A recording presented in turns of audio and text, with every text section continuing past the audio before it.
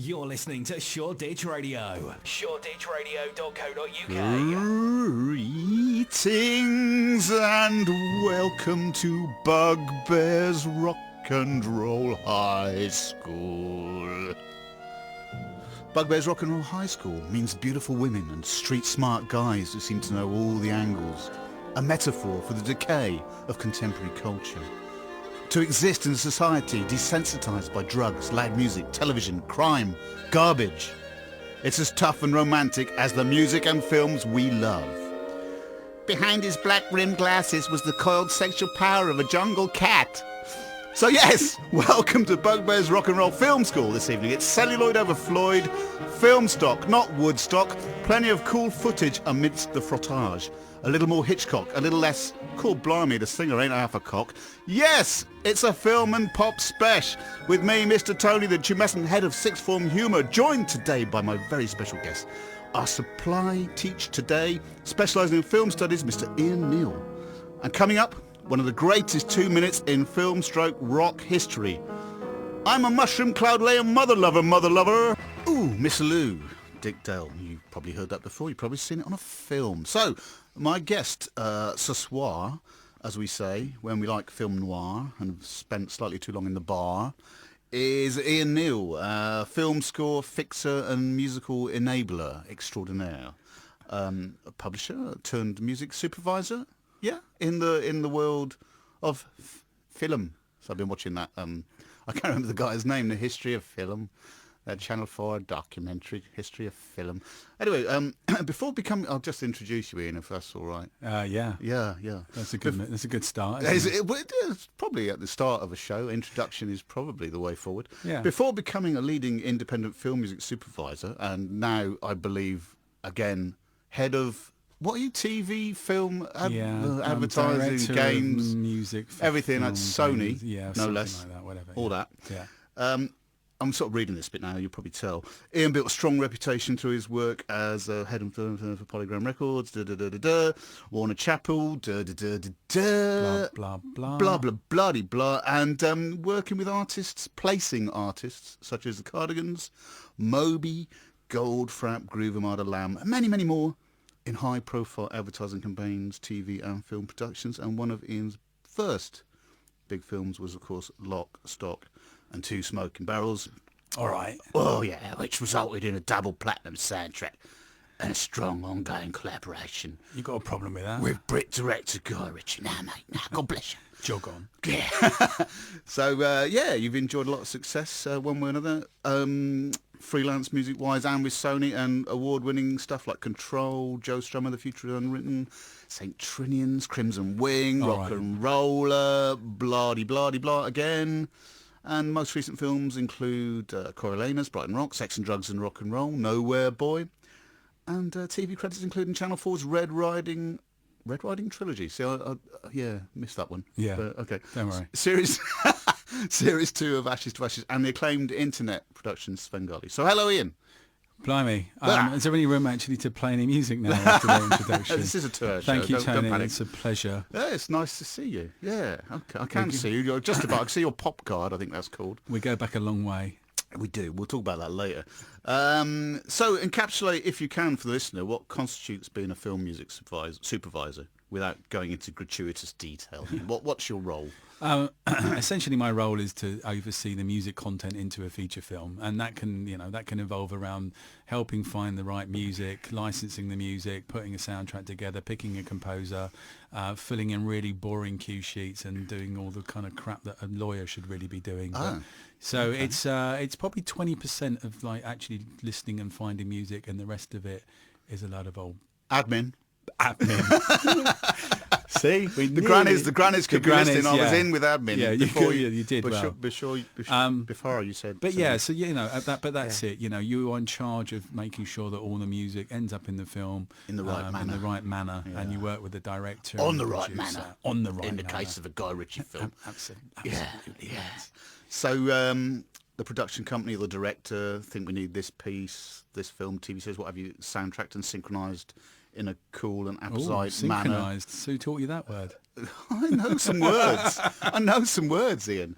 And you're the man. Yeah, they go, right, we need this sorting out, and we'll go to Ian Neal. He's going to do it. Yeah, I mean, you tend to sort of end up, working with the same people again if you've done a good job first time round, and so and you go, but yeah, I mean, there's no two films that are the same. Sometimes I get asked to sort of just find a piece of music. Sometimes I get asked to, this is the piece of music we want. Yeah.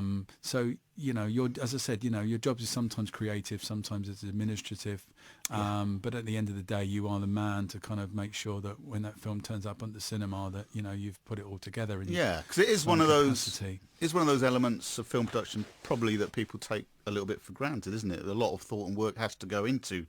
I mean, clearly you need a broad knowledge and love of all kinds of music. Yeah, you need certainly, if you don't know a certain genre of music, you're going to have to go out there and discover it. But you do need a lot more than just a love of music. You do need to understand how the film industry works. Right. And you also that's where I'd be lost. Yeah. Yeah, but I didn't. You just pick it up along the way, and then you understand how the music industry works. And unfortunately, I've spent a long time in the music industry, sort of understanding how that bit works. Otherwise, I'd be pretty rubbish as a music supervisor. I didn't. Yeah. So presumably there's a bit more to it than, okay, you're looking at the rushes, and in the film he's kissing the girl, put in Kiss by Prince, or if it's a comedy by Tom Jones. Maybe. Yeah. So there's a bit more to it than that. Have you actually, with that in mind, have you seen Homes Under the Hammer, that TV show? Have you ever seen that? I have seen Homes Under the Hammer. Oh my God, it's hilarious. Whoever's choosing the music, whoever's doing that is having a right laugh programming the tunes, because they go like, oh, there's a hole in the roof, and then it's cue Nigel Planer as Neil the Hippie letting doing you water. Hole in my shoe. Brilliant. And then, there's no public access up the back passage, and then it's backdoor man the doors. It's brilliant. You can't use the doors on TV anymore. They've stopped anyone using it. But, why? Because they don't want their music used on television anymore. Fair ass. No, they have. They've pulled it. But that's not. Did you think that's a bad thing or a good thing? Well, you probably think it's a bad thing because it would interfere with your work. Maybe. Obviously, I'm talking about. Do you like the Doors? We've had this discussion 25 years ago. I do like the Doors, and if they don't want to have their music, you can't blame them for not wanting to have their bloody music on Homes Under the Hammer. I mean, I was just making that up. Obviously, I've not actually seen the Doors on Homes Under the Hammer. Well, that's probably why it's been taken off air. Yeah. But I don't think. Maybe next time you watch it when you're having a cup of tea at 11 o'clock in the morning, because obviously that's the time it's on. I don't usually watch it, believe you me, but I have seen it. Have a little see and see at the end of the thing where it actually says music supervision. I don't think there's anyone music supervising that show. I think it's an editor that's just no disrespect to Homes Homes Under the Hammer. I think you people do a wonderful job, and if I was selling a house under the hammer, I'd certainly make sure that the people from Homes Under the Hammer were involved. I really would. Anyway, Cat Stevens. Yeah. If I had a hammer. There you go. That would be in there. Anyway, let's get straight into. It's not a coincidence I do this job. What was your most recent job, if I may say that? Alan Partridge, Alpha Papa. Is that your most recent piece of work? I mean, in terms of films, pretty much. Yeah, one of the knows. things I've just recently. Yeah, the last thing I probably finished back in the summer. Yeah. Was Alan Partridge, Alpha Papa. Right, well let's, now I'm going to get some stick for this because we don't have a lot of this particular band on here, and people are going to go, what the hell are you doing? But let's have it. It's a good tune and there's no Jimmy Nail on it, so this is The Police and Roxanne. The Police, Sting there, from Otis Rios on Tyne when he was still a Jamaican before he became a Geordie recently. He had a conversion, didn't he? So, Ian Neal, you've been allocated the task of supervising Alpha Papa, like we said, and I haven't seen it yet. Apologies. On DVD just before Christmas, plenty of time. Okay, good, because I did think, I'll get it, but it's not. Yeah, but soon. Okay, soon. Missed it in the cinema. I'll get it for you for Christmas. Okay, that's cool. Yay! Nice one. I've heard lots of good things about it, I have to say. But at what point do you decide to program that tune, particularly Roxanne? I mean, just to give us a sort of little insight into a machination of your brain in a film. I don't know if you picked that song. I was just really pleased that it was in there and I was able to actually get it, because getting Sting songs or police songs is not an easy or affordable thing for most film companies. I can imagine, yeah. But I know Mrs. Sting, And, Trudy.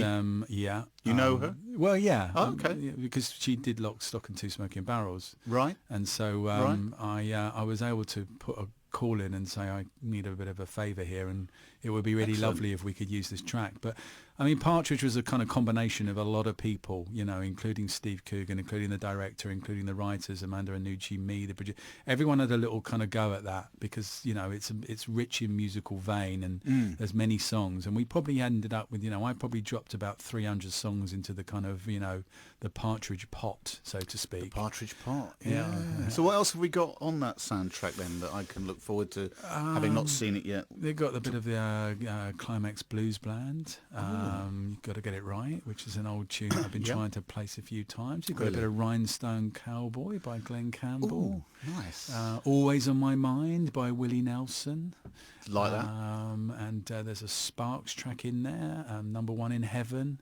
There's a variety of little, you know, Do you gems in there. do you get like pressure, like when you're dealing with an agent in the music biz, that you know you're going for a big fish, you have to take all the little fish as well? Do you get that kind of scenario? No. No. Well, no. No, shoot that animal. Don't have none of that, you. That'd be ridiculous. Slag, what are you talking about? No, you. I think with Partridge, it's it's an interesting. You know, when you're dealing with a film like Alan Partridge, you know, everyone loves Alan Partridge. Everyone loves Alan Partridge. They do, and you Yeah, know, and true. everyone leaves Coogan, and so you know, you're kind of going out there going, look, do you want to be in an Alan Partridge film? And you know, who's going to say no? Who's going to say no? Apart from the Doors. Apart from the Doors, you know. So Yeah. no, you go out there quite, you know, confidently. There's a few little kind of things in there that I think we threw in, but not because we had to take them. I don't think Because that, you know, wanted to, yeah. just because, you know, you've got to use your budget intelligently, and Right. if you've got little pieces of you know background music playing somewhere while Right. you know, and that you don't want to sort of spend a load of money on things that not, you know, you want, you know, Gotcha. I like to spend money on music where it's going to get heard. So if there was a you sort know. of jazz bar scene, you wouldn't go for a Miles Davis track. You'd go for an obscure Dexter Gordon or something like Even a bit of library music, to be a honest. bit of library music. Of You course, that's what it's for. That's what it's there That's for. what it's there for. Library Spend the music. money on Sting. And He do you needs get it. to like do you get to like go and hang out on the set at all, or is that not something that you do? Yeah, you can do. I did go down on the set one day on Partridge. did what, sorry? But, I did go. Oh yeah, yeah. Oh sorry, Sorry, the grands again. Mr. Yeah. Tony, the tumescent head of sixth form humour here at the Bugbear Rock I did Ensemble. attend the set Well, yes, you for attended, one occasion, but attended, yeah, I've got to tell you, it's in the main, it's quite boring. Yeah, look, hanging around. No, yeah. you end up just watching the same scene over course, and over of again course. until the stupid the stupid actors. Buzzers. But yeah, Because you have those buzzers. Yeah. Wrong. You're on that. Yeah. they're always getting it wrong, and so you know, after about 4 hours of watching the same scene, you're kind of like, oh, next, please. That's not a buzzer. No, that's not a buzzer. But yeah, you know, I mean, there's some, yeah, it can be quite fun being on set. That's There not a you buzzer. go. That's Yeah. better. Right, so now another film of yours from a couple of years ago, critically lauded, Nowhere Boy, John Lennon's sister's somewhat controversial portrayal of the early life of Lembo. Lembo, it says here. Lembo. Yeah. I think that's a typo. Lembo's early life and family traumas. He was born John Lembo, wasn't he? I think. Lembo. Yeah. And then obviously he went, this isn't a really good pop name, I'm going to change it to Lennon. Yeah, but yeah, his dad being AWOL, seeing his mother pass away before his eyes, all that. Yeah. A fractious but gradually meaningful relationship with Aunt Mimi. Have you seen this film? Yeah, I've seen this. Yeah, Yeah. So now, presumably that requires a different approach because you're dealing with the early days of the biggest rock and roll band in the history of the world here, Yeah. aren't you? So, Yeah. So presumably the Dave script, Clark 5. the script dictates some of the soundtrack. Yeah. Inevitably, but how do you go about, I mean, with a tune like In Spite of All the Danger, which is a pre-Beatles Quarrymen song. It's the Quarrymen. first McCartney song that was ever recorded. It is a McCartney song. It is a McCartney song, Okay. yeah. Yeah, I mean, that was a pretty intense project. Was it? And, you know, it took up a lot of my time, but it was amazing. I mean, you know, the birth of rock and roll, we had to pre-record a lot of material. I probably actually got involved, you know, I think I got sent the script a year before it actually started shooting. Right. And, you know, and then, you know, I got a band in to record a lot of the Quarrymen stuff. Yeah. I got, you know, we got, what's his name? The bloke that plays it, Aaron. Yeah. We got him sort of, you know, guitar lessons and, you know, and singing lessons. He does sing it. He does sing Yeah, it. He does like sing with it. Control and Sex and Drugs and Rock and Roll, there is some genuine input from... Yeah. I mean, Sam Riley was obviously, was in a band, but, he does sing it. There's a little bit of kind of tweaking in the studio, but he generally does sing it. And it was remarkable what he, in 3 months, what he achieved. So, yeah, with that particular song, which, it's not often you can actually look and be, say, oh, I re-recorded a Paul McCartney song. That is amazing, isn't it? Yeah. We didn't actually have the rights to use that song when we made the film. Yeah. We went into I did go to the on set for that particular occasion. You went down on set. I went down on on set. I did go down. As we call it in Yorkshire. I probably went more on set on that film than most other films, just because there was a lot of visual stuff going on, and you just wanted to be making sure that it was all. It's a lovely looking film, actually. Beautiful. They got it really, really right. Yeah, I mean, it did look, amazing cinematographer, and so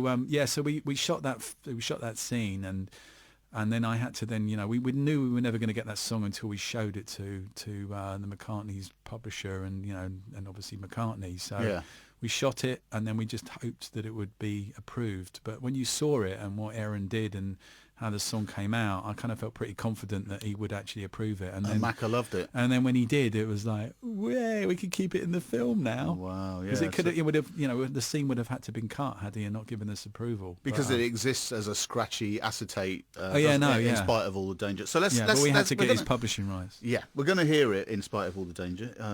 By the Nowhere Boys, nom de film, I suppose, nom de band. That was my idea. Oh, was that? Oh, see what I did there? Took ages. We're going to hear that in a sec and discuss more film music, etc. further with our guest today, Ian Neal, film music mover shaker. But here's a new band first, a Newbington, as we like to call them, if you will, performing at the Dublin Castle in Camden Town, Sunday, 24th of November. That's a free entry show. How do I feed the kids? How the hell do I don't know. This is the very talented Ziegler Co, old friend.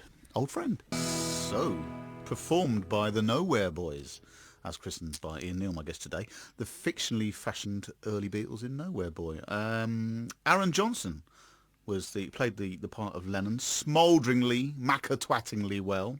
I think we can all agree. Yeah. And Macca didn't mind being punched either, did he? He came out and said, "No, that's all right," even though it didn't happen. He said. So yeah, now early Quarrymen Beatles material aside, the music on this movie is fantastic. I think it's fair to say it's a party from start to finish. Apart from the obvious inclusion of Mother by John Lennon. I mean, that would be the point in the party where you'd have to go, hang on a minute, let's skip to the next track. But it has to be there, doesn't it, that track, a pivotal track. Haven't got it programmed. So. Good. I had my opinion. Did you not want it in there? No. Ah, interesting. There you go. Any more you didn't want Hole in My Shoe in Hands by the Hammer. No, it was just too on the nose to me. It's just... But, that's not for me to decide. And interesting that I picked up on that then, really. Yeah, it did hurt me. But, look, a lot of people, like you said, could it not have been in there? So how did you approach the music for that movie? Obviously it's all the formative influences of the Beatles and the original book by, what's her name, Julia Baird. Yeah. And other written sources. You go through that, presumably, and... Yeah, a lot of it, all the Quarrymen stuff was scripted to a large degree, and obviously it had to be kind of, historically correct as well.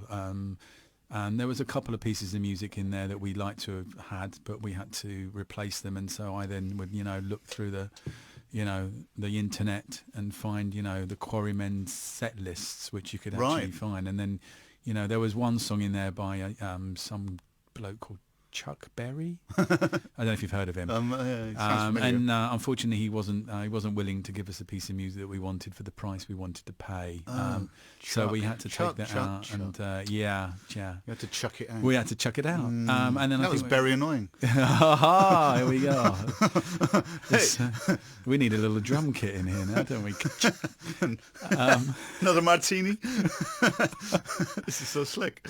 But where was I? Yeah, Chuck Berry got replaced, I believe, by Dwayne, Eddie or Eddie Cochran. Go on, put a little drum roll on. I haven't got a drum kit. I'll have to have That's Chuck Berry. That's a saw. Cutting the song out. Oh, brilliant. There you go. So, and then the rest of it was like, looking at, finding interesting stuff, Elvis Presley's Mystery Train and, and obviously, having some, like the birth of rock and roll, which is what it was, so Rocket 88, which is Rocket 88, which a lot of people say is the first ever rock and roll. I mean, there are various contenders for that crown. Yeah, but I think it's a good one, and it is Ike Turner, isn't it? Right, yeah, absolutely. It's Jackie Brunston, but it's yeah. What a great song! I wish we had that in the program. I know. But you can't have them all. You can't. But have that them is all. a great. I wouldn't. I mean, even if you haven't seen the film, just buy the soundtrack 'cause it's fantastic. Yeah, we kind of filled it out and made it, a double album. Really good. Value for money. Really good. And it was a great project to work on, and it was pretty, a kind of memorable film, and one. Unfortunately, it didn't quite do the box office that it should have done, because it opened on Boxing Day, and the week before it came out, there was a film called Avatar that opened, and then on the Boxing Day, a film called Sherlock Holmes opened. Oh, right. So between those two films, they took about $3 gazillion, billion, $trillion at the box office, and then right in the middle of it was this little film called Nowhere Boy, and everyone really loves the film and seems to find it later on, but no one went to see it at the time. Oh, that's a shame. So it didn't earn bucks. No, but oh well. But it's a very good film. Now, Lou Reed passed away over recently. Naturally paid tribute last time, as has everybody wide and far. And Ian, you've chosen a Lou track, selected by yourself in a Guy Ritchie production you worked on a few years ago, off the Blue Mask album. But first up, let's have something else now. This is that's coming in a sec. But this is out of Lowtown, Essex, Black Wolves, performing November 29th, Dublin Castle. What's it say here on www.bugbearbookings.com? It says Black Wolves, cavernous drums played by a wayward, speed-enthralled octopus as some sons of grunge do their due in a very spirited Americano, punk manner. Nirvana on better drugs. Dead in the Fucking Head, that's the title, is very good. Well, let's hear it. Contains strong language from the start, as I think we've established. So up the punks, up the punks. Right up them. Rock and roller.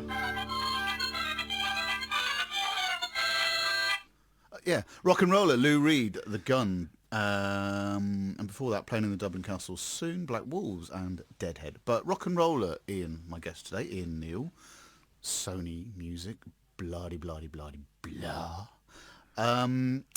We said it earlier on, I think, in the intro. In that long rambling intro that we did, you've had a long-standing relationship with Mr. Guy Ritchie and his films from the off, really, because Lock, Stock was your first big film, was it not? It was. Yeah, it was my first. And so more of that soon. But rock and roller.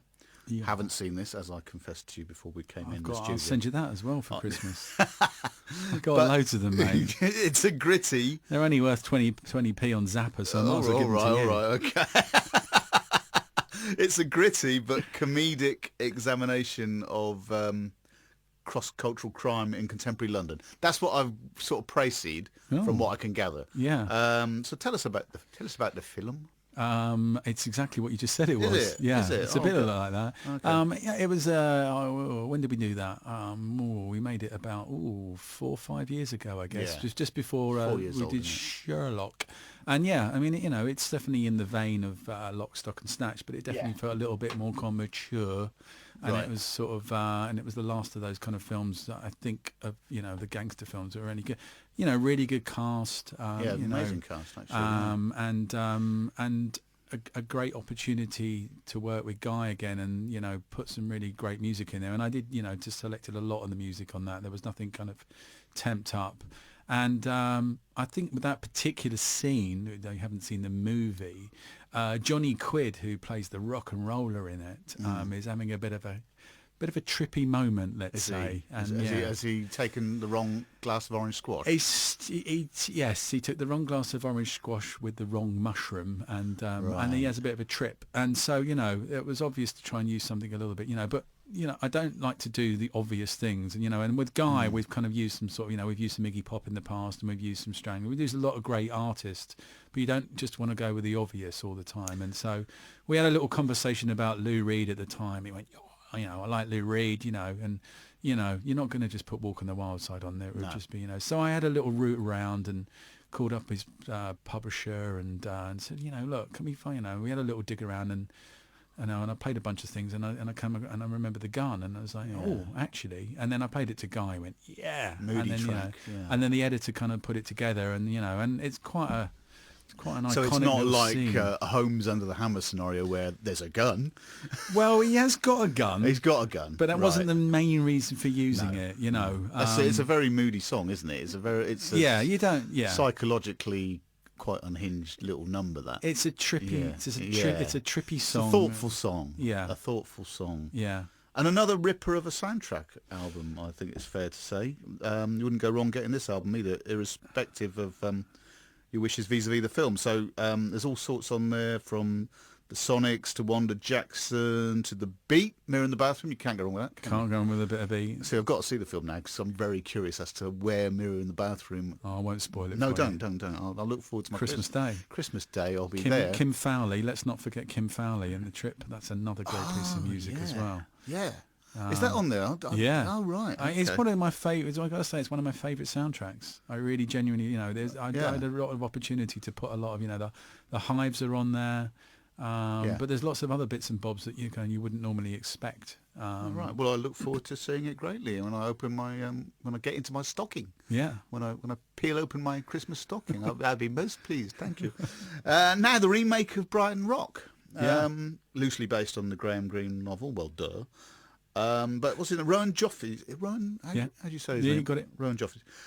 Contemporary adaptation repositions it in the 60s for mods and rockers. Yeah. Does it not? A more challenging remit, maybe, in a sense, maybe that the film has a velveteen, luxuriant score by Martin Phipps. That's right. So have you seen this film? Yeah. Good. So less classics to attain for contextualising within the architecture of the film. Maybe. Yeah. I don't know, but all great tunes again, but less to deal with. Yeah. I mean, when we first sort of looked at it, it could have been very easy just to do a kind of quadrophenia, which, by the way, is one of my favourite films of all time. Well, there's an echo of it, but it's nothing. It's got nothing to do with that whatsoever. No, it hasn't. No. And I think the decision was like, let's not try and make a quadrophenia, stroke 2, and it would have been, very easy to drop the Who and the Kinks, and there isn't an abundance of bands around at that time that you could really kind of put in there without kind of copying Quadrophenia. And the last thing I wanted to do was copy Quadrophenia. Yeah. So it was a big old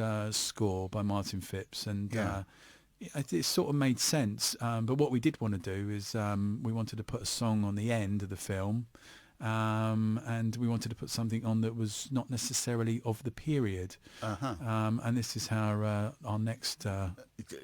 what's coming next. Person's on there. Well, a nice little earner for you, wasn't it? Pick a couple of tracks, go down the boozer, jobs are good. Yeah, exactly. That's exactly how it works. Really, there's nothing for me to do, trust me. Yeah, okay, well, let's have it then. But the film, better than the Dickie Attenborough, do you think? I mean... different, obviously, completely different fish. When I first started working on it, I did actually. I found a copy of the old Brighton Rock. Yeah. When I think I was at Centre Parks for Christmas. Nice. And I found a DVD. As you do. Yeah, and I thought, I'll watch this. My God, it's a clunky old bit of work. Yeah, I think it might be. Yeah. It's 1949. I mean, Dickie's good in it, but I think Joffrey said himself, or somebody said that it's very kind of. What's the word? Immature in its response to women or its attitude to women. Yeah. Whereas the contemporary version that you're involved in is a completely different.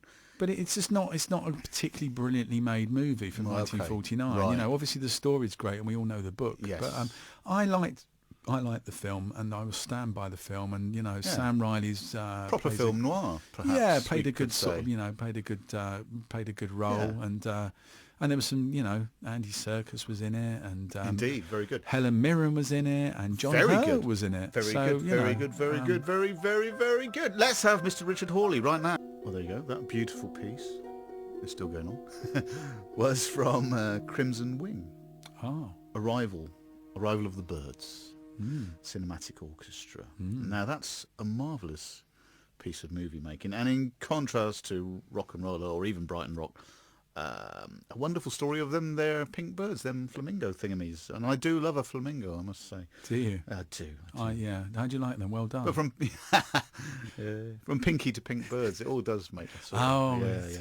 How did you come to facilitate the cinematic orchestra and this fabulous wildlife documentary? And if you haven't seen it, listenership, then do. It's a beautiful film, and It is. It's probably one of the only films that my children can watch because it's not rated 18. Yeah. Although it's quite dark in places, I've got to tell you, it does get a Nature little, is you know, in tooth and claw. I know they do. They just leave their young to die if they can't get up and they just let them go. They leave them to the devices of Mariella They do. Foxtrot. They do. Yeah. Yes, exactly.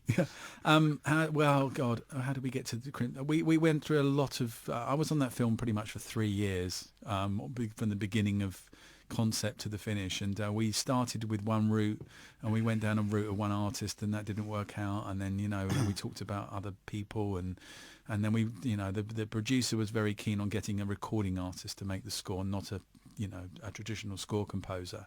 So we finally landed on the cinematic orchestra. Yeah. And with a little bit of help from a few friends, we managed to produce something which ultimately turned out to be an award-winning piece of soundtrack that actually picked up awards. Indeed. And ended up being performed live at places like the Union Chapel with Jason and the Cinematic Orchestra and some friends of mine. Proper arty stuff, arty, but good.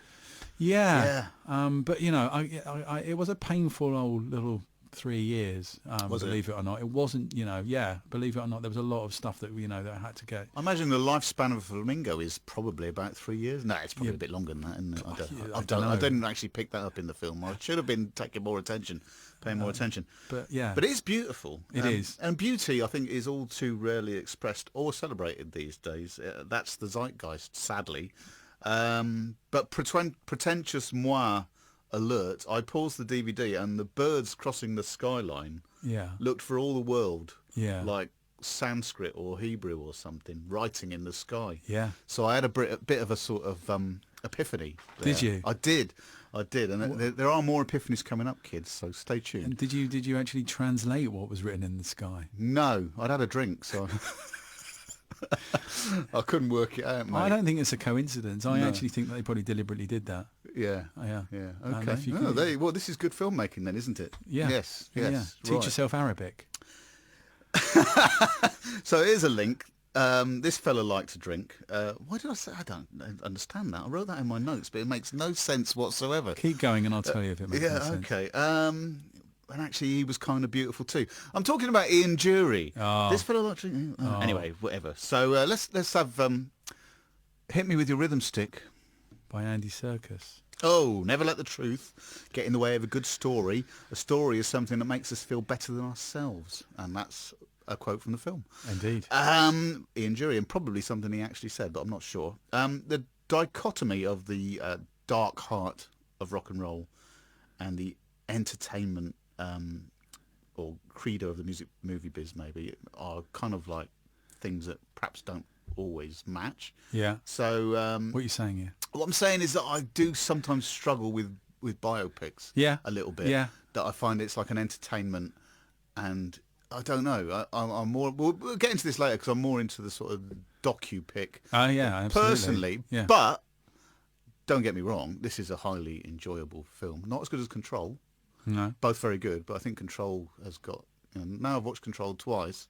Okay. That's a lot for me with films, believe you me. Well, it's one too many times you need to watch it. It is really, isn't it? Yeah. But there are people that watch films like 20 odd times. Nutters. Yeah, weirdos. Yeah. But that was my point really. But you were really hoping to hear Andy Serkis's actual I was recording. I apologise that I couldn't Don't achieve worry. that. I can send you that for Christmas as well. Can I get that for Christmas as well? Your stocking is filling up. It is, yeah, and that's my varicose veins. Andy did record all the music for that. He did. So on the film itself, for listeners that are going to go out and buy the DVD, he did, we went into a studio for a couple of days with the original Blockheads, and we laid down all the tracks. We laid them down. With Andy Serkis. And it was quite an experience because I think the Blockheads were a little bit apprehensive, to say the least. We went into a really glamorous studio. I think it was in Woolwich Arsenal, opposite Belmarsh. Okay. And it wasn't it wasn't the nicest studio in the world, but it's where they wanted to go. And we all did it in one room. And then Andy walked in, and then he walked straight into the room. And the band were all there, and there'd been a little bit of an introduction, and they were like a little bit unsure, and he walked in, he went, "Good evening, I'm from Essex, in case you couldn't tell," and immediately went in, and They did it. They did it, and they knocked out 17 songs in 2 days, and he's a remarkable actor, and no one else could ever have played that role. He does inhabit the role Yeah. creepily well. I mean, it's incredible, really. Yeah, yeah. So what can you say about Ian Dury? One of the few pop star condolences books I've actually bothered to go. I mean, he's one of those guys that I loved. Yeah, you loved. I mean, although he was a bit of a bastard, as he was a lovable bastard, which the film doesn't pull any punches about. He was a bit of a bastard. Yeah. But anyway, and every household has a copy of New Boots and Panties. Surely, if they haven't, absolutely, I certainly do. And a nice little story to this particular thing is obviously the story tells the story of Ian and his son Baxter. Yeah, and, it does, doesn't it? Basically, and for those it's a father-son story. Indeed. And it with the echo back to Ray Winston as Ian's dad. And so I obviously met Baxter, and because he was involved in the film, and we got chatting. And great musician too. A very good musician, and then and of course I didn't know for many years actually that Baxter was actually the boy on the picture in New Boots and Panties. At the time I just the internet didn't exist, didn't it?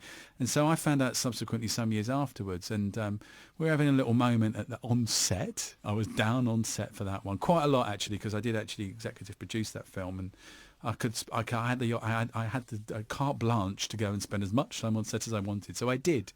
And we had a little conversation, and then it's like, oh, this is all a bit weird. And Chaz Chankel's meeting the actor that's playing him, and Baxter's meeting, and he said, "What's weird about us? Do you know what the really weird thing about me is that I used to skin up on your head, because that's what I used to do. I used to roll my joints." Mum, if you're listening, it's true. And I used to roll up on, because you used to roll up on a vinyl, didn't you? Well, my copy of New Boots and Panties has got those little brown marks on, for sure. Yeah. And that's not because I pooed on it. And it was a very strange thing that I used to roll up on Baxter's No, that's what head. you did. And now my copy's been signed by all the Blockheads. Oh, wonderful. But I loved that album, and I loved Ian Dury. It's an incredibly lovable. I mean, Do It Yourself's a great album. There's plenty of good Ian Dury records afterwards, don't get me wrong. No. But New Boots and Panties is an essential LP in anyone's collection. It definitely changed my life. It's a life-changing, it is. life-affirming, life-celebratory kind of like, woo, I'm getting all Californian.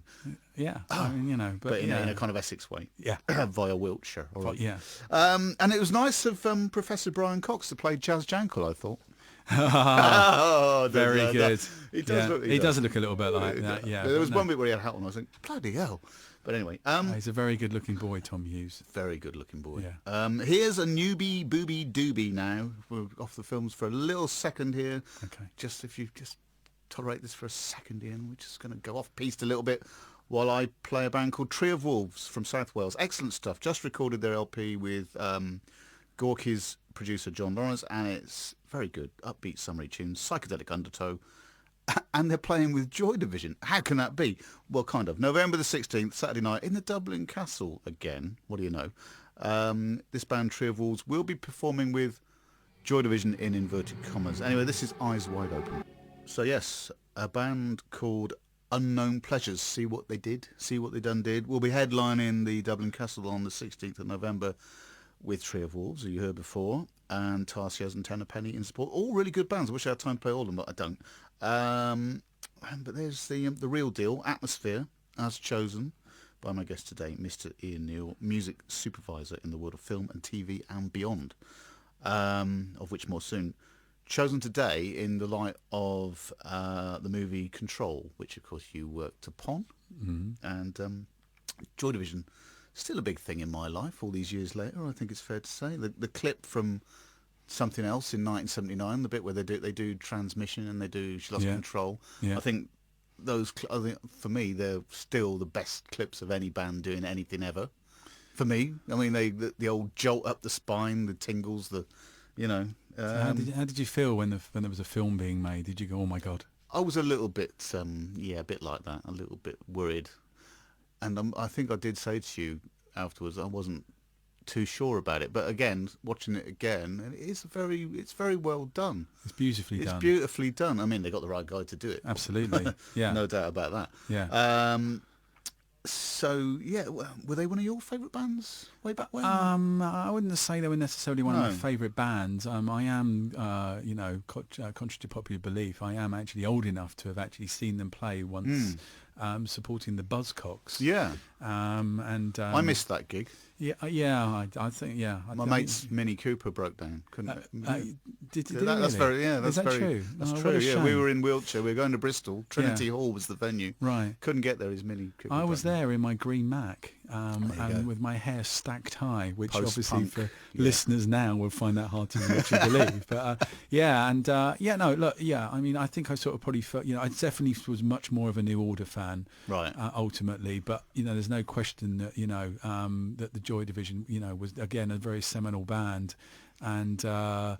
I was lucky enough to get asked to kind of work on that project as well. Although obviously the music somewhat chose itself. But, Yes. But we did get, we did Yeah. use some Bowie on there, and we used some Roxy music, and we would, Some Can, is it? Or yeah, there's some Can in there, definitely. Yeah. But that for me, the music on the end of that film, after he dies. Sorry. Oh, don't give it away. Oh, jeez. Oh no, he Oh, dies. I'm sorry, listeners. Yes, it's he does. He goes. He chokes on a. I didn't really mean to do that. That's really not quite right. That's not a death march. That's too much. Sorry. Go on.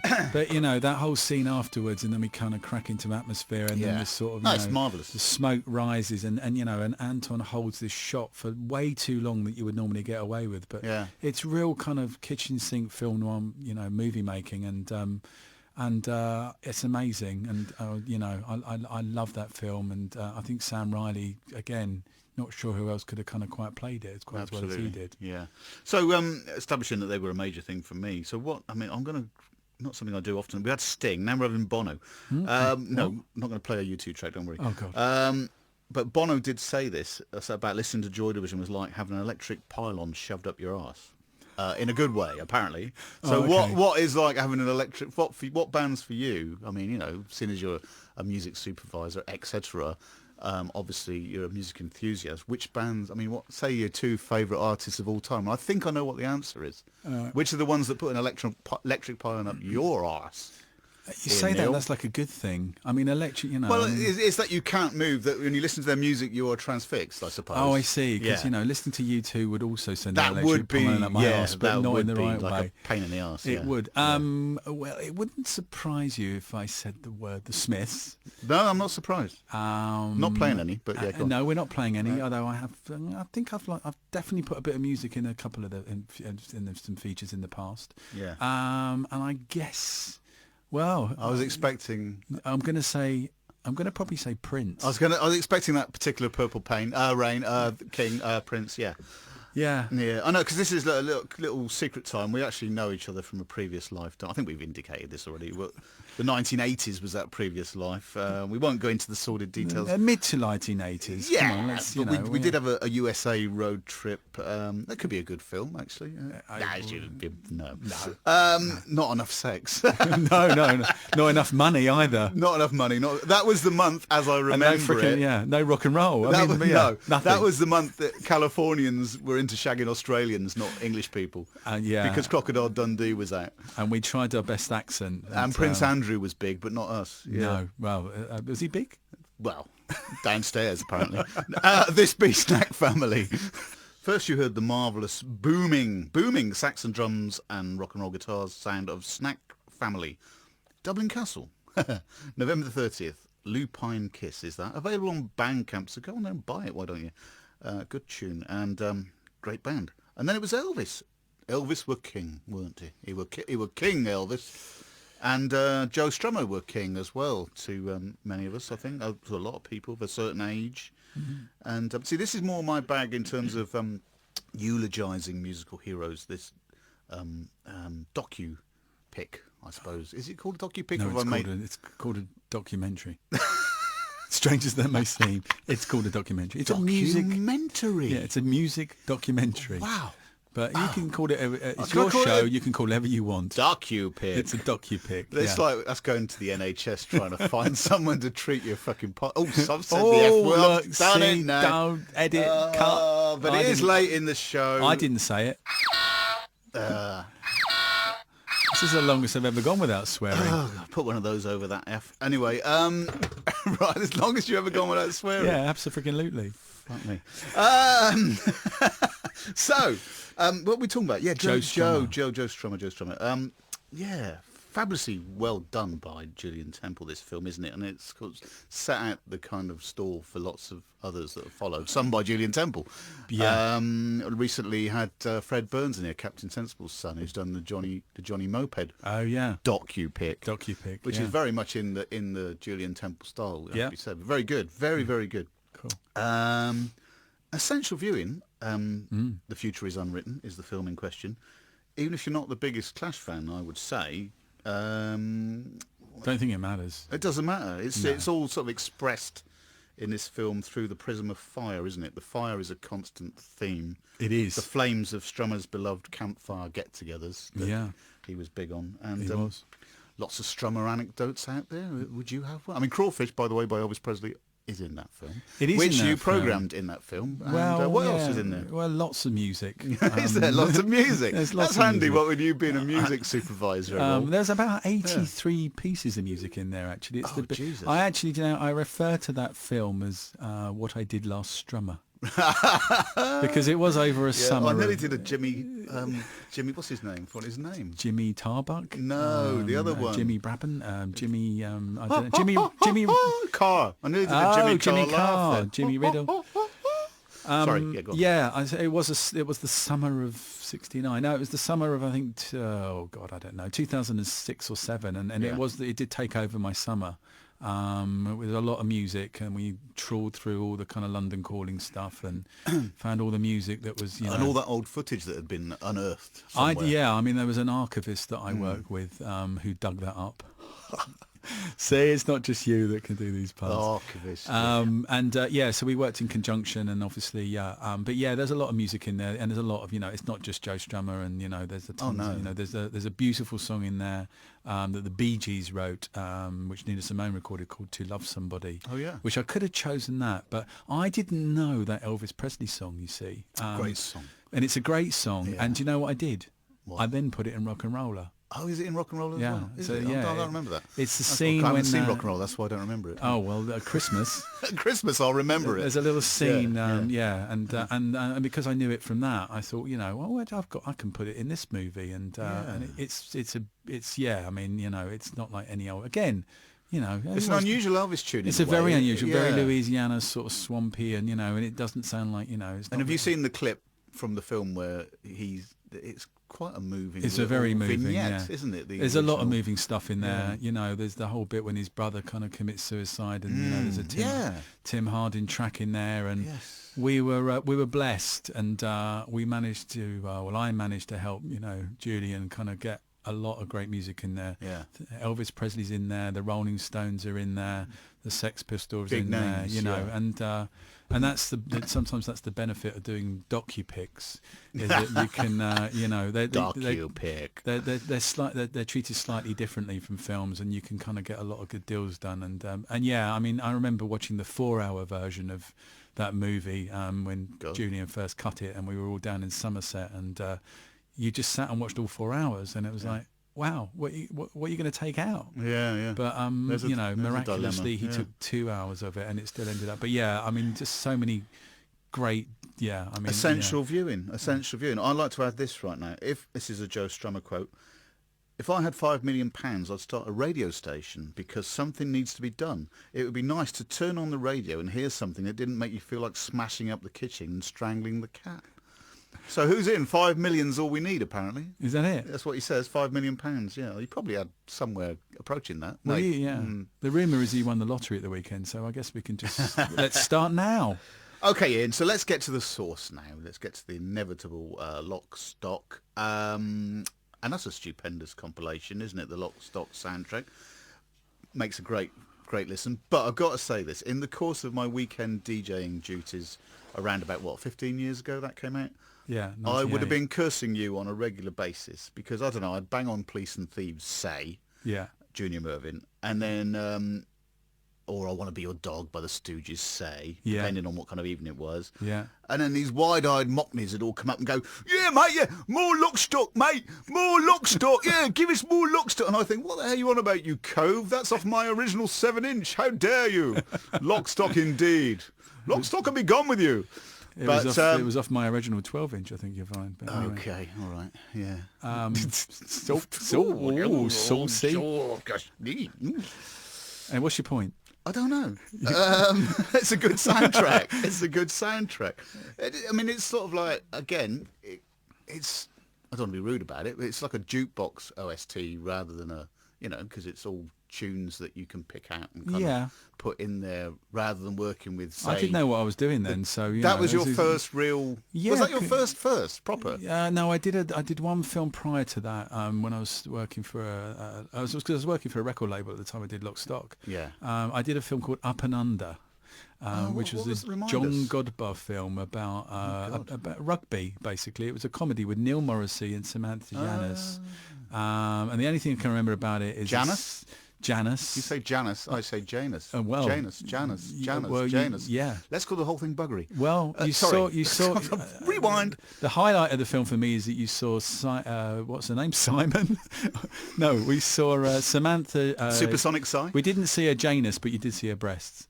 And so nice girl. Yeah. Nice and anyway, girl. that was the first film I did, and then Lock Stock came along after that. Yeah. So that set you up for Lock Stock. Well, no, it didn't at all. But, okay.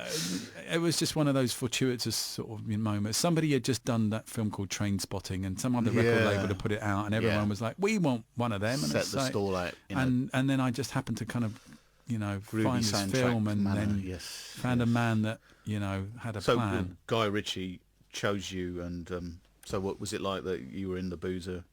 Was Madonna in there, like knocking back the pints of Timothy Taylor? Why did you do it? Do it for you? Yeah. For instance. What? Why that track? 'Cause it is great. Why? Do you know what? Sorry, we got a bit thrown there. But a Guy lunatic Ritchie entered the room. By the way, took their underwear off. He wasn't dating Madonna at the time we actually made the movie. Oh, sorry. That came somewhat towards the end of it. But anyway, donut I am. But I just had, we had a conversation, and I like a bit of funk, you like a bit of punk, I like a bit of ska, you like a bit of this, and we thought, well, let's just chuck it all in the pot. And I do remember actually sort of going to the label, and saying, I think we're kind of making a bit of a kind of, UK, Pulp Fiction here. I think Pulp Fiction had been out by then. I can't remember. Yeah, I know. Or even Goodfellas had that, Yeah, and so I just, and what made that soundtrack special, I guess, is that when we sat in the dub, as we like to call it, the mixing situation. That's not rhyming slang. No, not in the rubber dub. No, we're in the mix, and you're putting the final touches to the film, and the music's going on, and the dialogue's being, mixed in with it. Everything just kind of get going up in the mix, and the dialogue was coming down. And normally it's the other way around, But so we ended up with this, this... That comes over, actually. It does. And I think that's why people come out of there and going, I love that song, because they heard it. Yeah. And they heard lots of songs. And that's why Donuts came up to me on the dance floor going, no more Lockstock, exactly. mate, more Well, let's have more Lockstock. Let's have Stretch. I think we got a hint of it just now. We did. Maybe you didn't listen. Why did you do it? From Svengali. The Fall. I thought you hated The Fall, Ian. I'm going to now bore the listener with this tale of being with you and Supersonic Psy, more of whom later, our mutual friend, going down Route 1 in California, where you'd think you'd be listening to some cool jazz or something, like looking at Big Sur, the waves crashing, and listening, maybe listening Chet Baker, to a bit of hard bop, Chet Baker. Yeah. But no, what was I playing in the back seat on my Ghetto Blaster? Eat Yourself Fitter. Eat Yourself Fitter. Eat Yourself Fitter. Up the stairs, mister. Not once, not twice. Literally the whole of Route 1. Yeah, but I would follow it up with The Blip by Captain Beefheart and his Magic Band, which, they seem to go well together. Yeah, they did. Yeah, you made me hate The Fall for a long time, I've got to tell you. But I found a song I like. We programmed a song in a production. And, that's coming to your cinema soon. Beautiful. Because it's, Tell us about Svengali, because it is a departure, isn't it? It's a YouTube internet-based production written by and starring Johnny Owen, and depicting, I must say, a world immediately familiar to me as someone who's been struggling on the coke face of indie for 20 years. Yes, the coke face, listener, of indie for 20 years. It sort of encapsulates that very adroitly. Very adroitly? You can't say very adroitly. No, I don't think you can. Adroitly. With subtle but hilarious satirical touches that I've written down here, and I'm quite happy with that phrase. Yeah. Hilarious little satirical touches. Indeed. Beautiful. It is. Yeah. And it's good, isn't it? It is good. You haven't even seen it. No one's seen it. I've seen like No, the one web- and a half episodes. Yeah, no, the webisodes are great, and and I was Webisodes. Yeah, see? So you can say webisodes. You can say webisodes. You can't just can't say docupic. Docupic. It's not fair. 5-minute webisodes. That's why you're a bigwig in the world of film, and I didn't know what that meant until about 2 years ago, webisodes. But yeah, they made all these little kind of 5-minute internet things, as you said, and I was aware of them at the time, and they kept popping up, and then, they got a little bit of a thing going for them, and then I read about 18 months ago that they were making a feature, and or just made a feature actually, and just as I was reading about it, I emailed the director and just said, "Oh, well, what's going on with this?" Then he went, "That's so weird. I was going to call you." And there's a director that I'd worked with numerous years ago on some little TV show, and he said, "Oh yeah, you should come in and see it." And so I went to see this film that they'd shot, and it's great. I mean, they've turned it. It's more of a rom-com now than it is. You said I hadn't realised that. Rom-com wise. Yeah, but I mean, I think that's a good thing because you can take your girlfriends or your wives or your mistresses or your grands to but it's the backdrop is obviously still the kind of the Welsh boy that comes to England or to London, as we like to call it. Yeah. He discovers tries to find his fame and fortune and discover the new big thing. And in this instance, the band are called the Premature Ejaculations. Premature Ejaculations. Shortened to the Prems for the purposes of Sounds about right to me. So we went about our way, and again another one of those films that is a collaborative thing between Johnny and the director and myself, and and picking different bits of music and taking bits of music out, and it was quite a long old process, and but it was fun. And what we've ended up with, I think you'll find, or I think the NME have already described it as something along the lines of the best soundtrack yet to be released. It's definitely up there for one of my favourites, and I'm looking forward to it. But that won't be ready for Christmas. It won't, not for this Christmas. It'll be ready for March. Christmas 2014. 2014. I can look forward to you giving me the soundtrack. I might give it to you before then. You might do. And what about the soundtrack? Easter. It'll be a little Easter bunny present for you. But no, it's I'm really chuffed with it. And again, it's another one of those films that the music is just, you can't avoid it. It's mixed really well. Go on, give us a hint of who else is on there. What are those gems? Apart from the Fall. Apart from the marvellous Mighty Fall. We have the Quick on there. We have the Small Faces on there. We have Mott the Hoople on there. We have Georgie Fame on there. It's a kind of it's a bit of a mod stroke new wave, tipping slightly in. There is a sort of modernist Brit-popish kind of angle, isn't there? Yeah, I mean, he's a mod. He thinks he's a mod. Yeah. He's got a dodgy Parker and a Merc T-shirt. Indeed. But and Martin Freeman plays a real mod and runs a record shop. And he is a real mod, I understand. Apparently he is. Yeah. So we definitely had a bit of a mod thing going on, and also was fortunate enough to get the High Numbers as well. And for those listeners who know their popular music history, the High Numbers, of course, became Your Who. Yeah. So you got an old High Numbers? I did. Did you really? Yeah, I got. I think I can't remember which one it was now. It was one of the. It was either I'm the Face or Zoot Suit. I can't. Whatever. It would be one of those. I think. Did they do one single? Is that? No, those are the two. Those they are did the two. Singles. I'm the Face, right. Okay. and marvelous pop tunes they are as well. Yeah. So we've got about 20 odd songs in there, and it's definitely one of my favourite soundtracks I've ever done, and I thought I was way too past ever doing something that was going to be ever as exciting and good, but it just sits together as a kind of genre-based soundtrack. It's like a compilation. Probably the way forward, really. Yeah, as opposed to you being rude about my Lock Stock, saying it was a little bit of this, a little bit of that, chuck a bit of that, and stir it out. I wasn't being rude. I did use the word jukebox, which is jukebox, which is very rude when you're talking about musicals in the West End, but not when you're talking about films. No. So rest assured, I wasn't being rude about your soundtrack, which is excellent. I was being rude about all the people that used to come up and annoy me And then I didn't know you'd done that. And then our mutual friend, Supersonic Psy, I say Yeah. our mutual friend, my blood relative, Indeed. Supersonic Psy, said, Ian put that together. And I was like, well, he did? Good Yeah, grief. I know. Good grief. Remarkable, Well, that really. bloke who had an abscess in his armpit. That bloke who had an abscess in his armpit do you in know California. what? I forgot about that.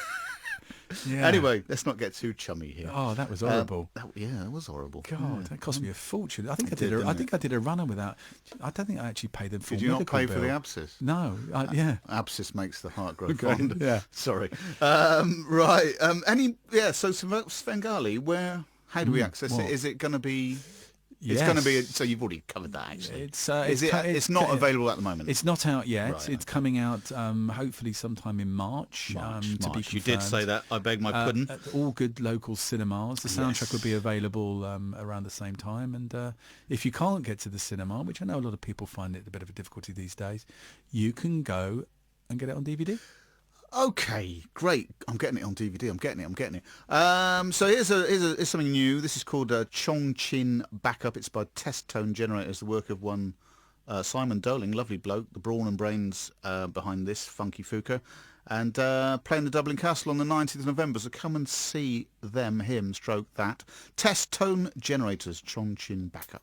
Right, thank you very much to Ian Neal, my special guest today, on Bugbear's Rock and Roll High School. Another woeful webisode in the life of two ageing, cheesy old farts. And wasn't it wonderful? It was more than wonderful. We couldn't actually. fit them all in. I know, well, and I know. Well, there's all the music that inspired me as well as a kid and a man and a We'll a have to boy. do it again.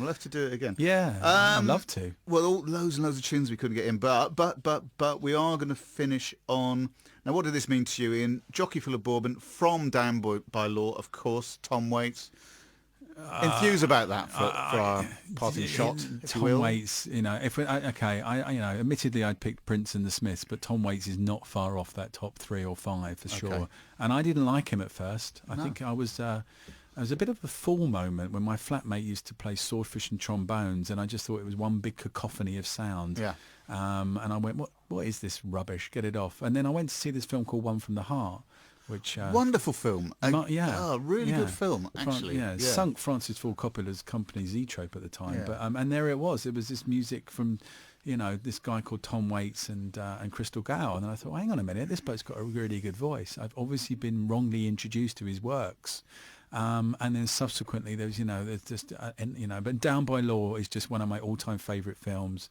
It's the coolest film. It's got Tom Waits, John Lurie and Roberto Benigni, and and the soundtrack is Tom Waits music. And would you say it's the reason you're sitting here right now? Definitely one of the discussing all these reasons. things? Would you say that? Yeah, it's films like that, and it's films Marvellous. like Quadrophenia. But we didn't have time for the Who either. We didn't have time for the Who. Oh, God. Anyway, this has been Mr. Tony, the tumescent head of sixth form humour at the Bugbear Rock and Roll High School on Shoreditch Radio. My guest has been Ian Neal, who has pulled himself up by the bootstraps from the banks of the River Lee onwards up to the silvery reaches of the far end of the Thames, the nice end of the Thames. What a guy. Thank you and good night. And let's have Tom Waits.